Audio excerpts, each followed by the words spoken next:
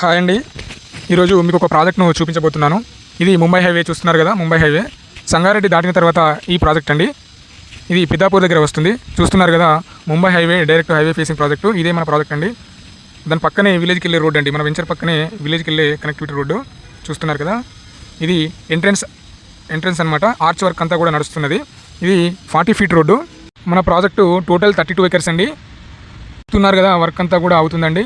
మన project regional ring రోడ్కి walkable డిస్టెన్స్లో ఉంటుందండి.